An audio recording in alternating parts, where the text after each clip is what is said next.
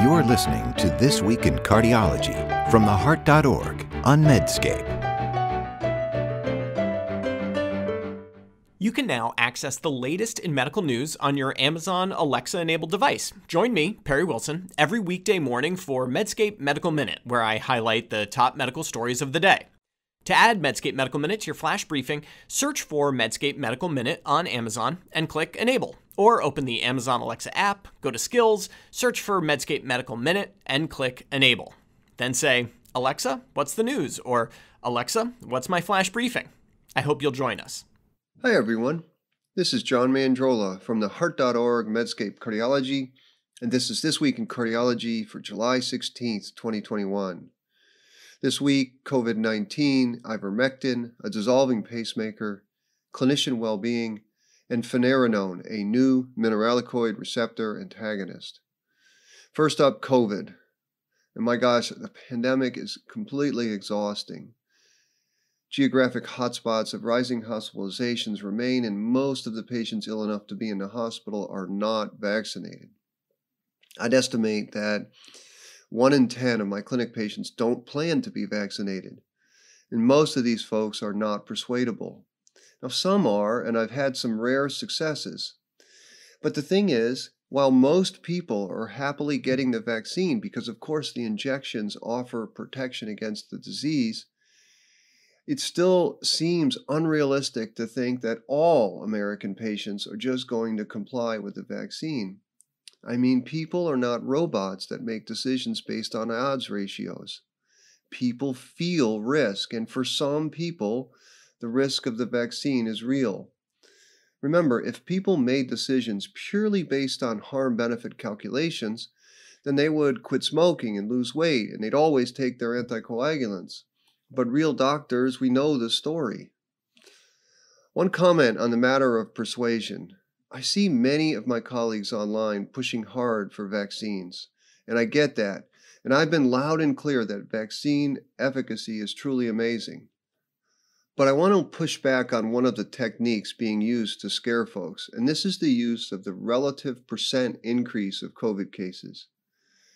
I think it's misleading to promote a rise in cases of, say, 300% when the number has gone from 5 per 100,000 to 15 per 100,000. Because in absolute terms, this is a small and tiny and insignificant increase in risk. Yes, we should try to get more people vaccinated. And no, I don't mean to minimize the pandemic. But if we're going to rail against the use of relative risks to accentuate a drug's benefit, we should rail against its use in the description of COVID cases because deception breeds mistrust. Now, on mandates, I remain concerned about vaccine mandates for young people. The signal of vaccine-induced myocarditis in this group is real, it is causal, and rational young people ought to be able to make their own vaccine decision without being denied employment or college education. And I know plenty of you will disagree on this, and it's okay, but I think mandates are a different story. Because if given months, we may learn different vaccine strategies, a different drug, a different dosing schedule, and young, low-risk people may be safer. Also, have any of you really wondered why exactly the messenger RNAs cause cardiac inflammation and injury? It's a curious topic, isn't it? And the final COVID comment is on ivermectin.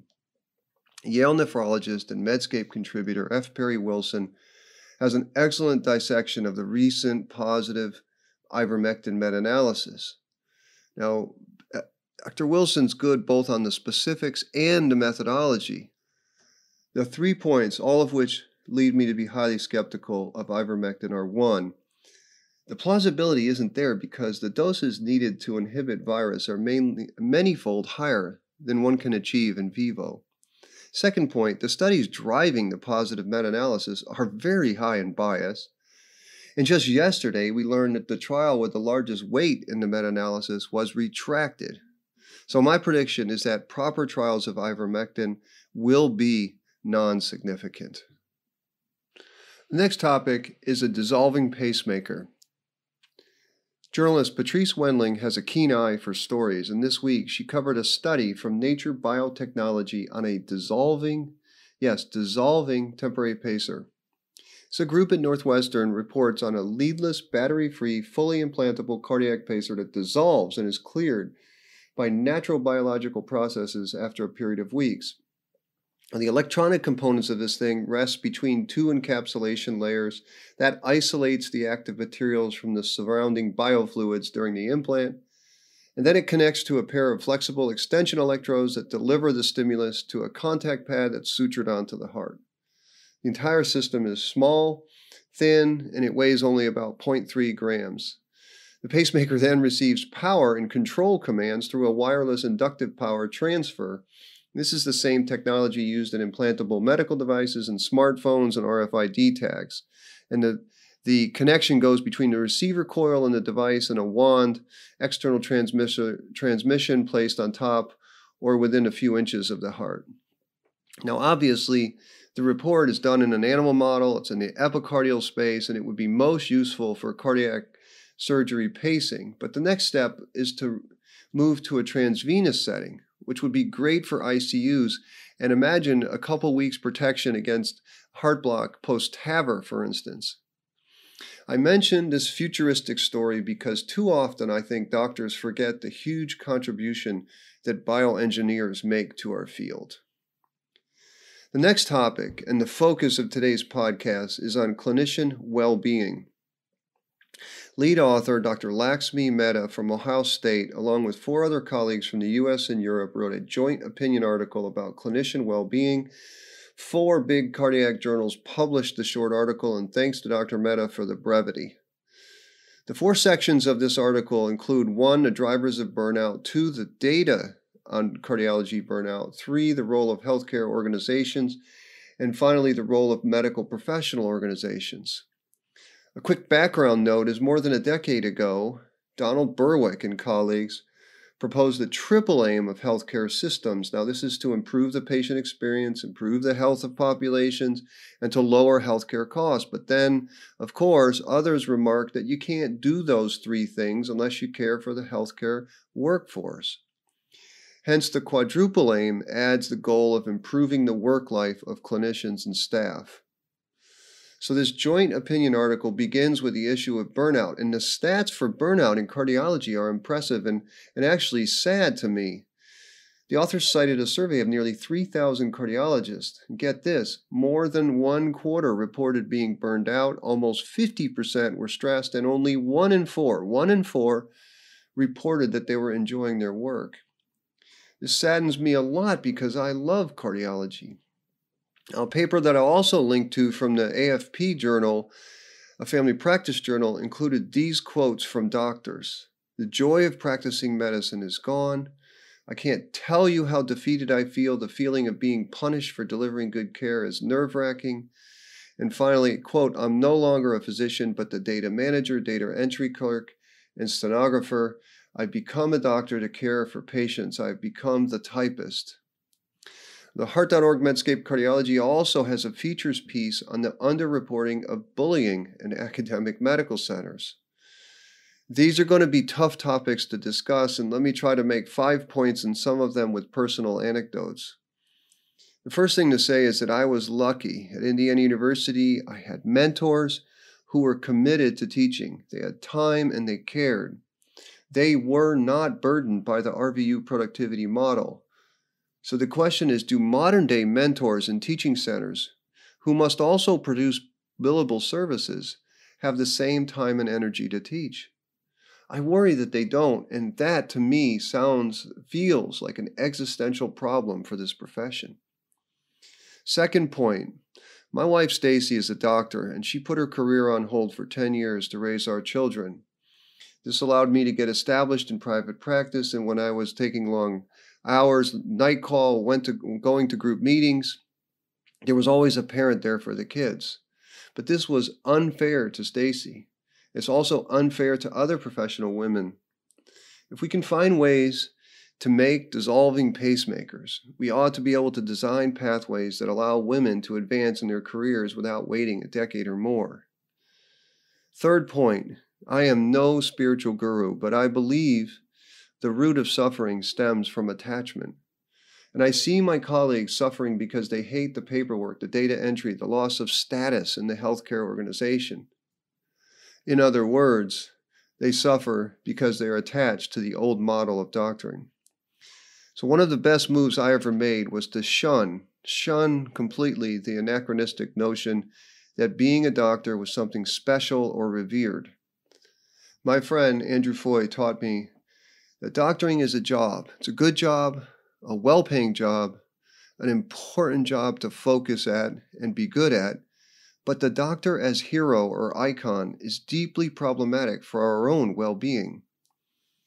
For instance, a decade ago, when the private practice group that I was part of signed on to be employed, many of us held to the fantasy that we would still have control. The healthcare organization would value us not only as revenue generators, but partners. Well, that lasted about 15 minutes. My friends, when you sign on to be employed, you are an employee. You follow the rules, do the modules, finish your charts, or you are off-boarded. You could be the best ablation doctor on this planet, and you can still be off-boarded.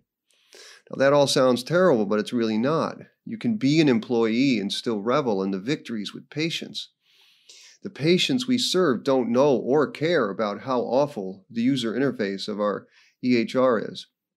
Patients don't know about the corporate emails. They don't know about the coding inquiries. They just want you to help them. And since our task is to help people with something as sacred as their health, I find a lot of meaning in this job. I think about it often on my bike ride to and from work.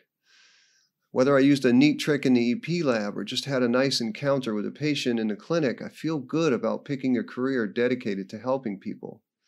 Yes, of course, I wish we had the status we had 25 years ago, but things change. After talking with my colleagues across the globe, I've come to believe that every place has its downsides. Now, another strategy that works for me is to remind myself that administrators are just struggling people too. They surely feel the pressure to keep the hospital and clinic afloat in a competitive environment, and they too are employees who can be off-boarded. A few years ago, I was in leadership at our hospital, and I could not believe how hard the CEO and health and leadership worked. So in this climate, I figured that if I do my job well, then I help the organization. And if I do that, I get to keep using my knowledge to help people get well. And therefore, I tap out the shortest notes possible to minimize screen time. I make as much eye contact as possible in the clinic, try not to look at emails on the weekends or nights, and I almost never open the envelope that has my RVU scorecard. One thing I learned from Dr. Richard Allen, week 1 of private practice, circa 1996. Mandrola, he said, no one is mad about their salary. They are mad about what others make. So I don't look at the RVUs. Fourth topic, Dr. Mehta and her colleagues are 100% correct in putting pressure on professional societies to improve working conditions of their paying members. For instance, instead of partnering with rent-seeking organizations like the ABIM to extract testing revenue from paying members, better to me would be lobbying lawmakers for better working conditions for, say, our female colleagues, or pressuring lawmakers to protect clinical teaching programs, or making sure that employee mental health programs are both easily accessible and super private. In my opinion, professional societies need to focus more on the needs of their paying members and less on the lofty goals of population health and guideline documents and partnership with rent seekers. Medicine would be far better, I think, with fewer guideline documents. Final point is on the matter of bullying at academic medical centers. And here I struggle because it's been so long since I trained. In our training, yes, it seemed that we were overworked and that we were asked to do tons of jobs under our level of training, putting in IVs and transport and transcription of notes for big professors. And we were surely criticized strongly, especially in echo and ECG conferences. But I don't recall feeling bullied, perhaps because everyone was treated in the same way. But my wife Stacy reminds me that this could be because I am a man. As a man, I simply cannot experience how women or minority learners feel. So, I think the only thing I can say is to those who have been bullied, I am sorry that my colleagues acted this way. But one positive thing to look forward to in private practice, if you go into private practice, that is compared to training, clinicians in private practice respect each other and mostly act in a collegial way. That's because bullies don't do well in private practice. Final topic is on Finerenone. Earlier this month, the FDA approved the use of the novel non-steroidal mineralocorticoid receptor antagonist Finerenone for the prevention of CKD progression in patients with diabetes. Now, this is now the third drug for prevention of kidney disease and diabetes. The other two are the renin-angiotensin blockers and the sodium glucose cotransporter 2 inhibitors. This podcast has discussed the RCT underpinning the FDA decision on Finerenone before. This is the Fidelio DKD trial, and it randomized about 5,700 patients with diabetes and chronic kidney disease to either Finerenone or placebo, and it measured a 3-part renal composite outcome as the primary outcome. And Finerenone did result in a highly significant 18% lower risk of CKD progression. The New England Journal published this study in late 2020. That trial, Fidelio DKD, also included CV outcomes as a key secondary outcome. And in a second paper published in Circulation, the authors found and wrote that Finerenone reduced the risk of the composite cardiovascular outcome compared with placebo. Here the hazard ratio was 0.86, with no significant interaction between patients with and without cardiovascular disease. In Fidelio DKD, Finerenone had an incidence of hyperkalemia of about 2.3 versus 0.8% in placebo, which was definitely higher in placebo, but it's possible that Finerenone may have less tendency to cause hyperkalemia compared with the generic spironolactone. Journalist Mitchell Zoller has super coverage of the story on the Heart.org Medscape Cardiology, and I'd highly recommend his summary. Now, the big thing with Finerenone is that it is non-steroidal and a totally different chemical than spironolactone or eplerenone. This may be the reason it has less hyperkalemia, and of course, it will also have less issues with gynecomastia, which is something I see a lot of in heart failure clinic. Couple caveats: Fidelio DKD began before the SGLT2 inhibitors were established, so we don't know the incremental benefit of adding Finerenone on top of SGLT2 inhibitors. The second caveat, of course, is cost. Now, there will be an issue with the incremental benefit of the drug versus its cost. And final point is that the makers of Finerenone, Bayer, have announced in a press release in May the results of Figaro DKD. Figaro DKD is a RCT, which was a cardiovascular outcomes trial in patients with type 2 diabetes and chronic kidney disease, and in that trial, Finerenone significantly reduced the risk of the composite primary endpoint of CV death and non-fatal cardiovascular events versus placebo. So I think we're early with Finerenone, but this does seem like a class of mineralocorticoid receptor antagonists that will soon become a class of cardiovascular drugs. So that's it for this week in cardiology. As always, I'm grateful that you listened. Thank you. And remember, friends, if you like this podcast, please take the time to give us a rating, write us a sentence or two review. These things really help others find us. Until next week, this is John Mandrola from the Heart.org Medscape Cardiology.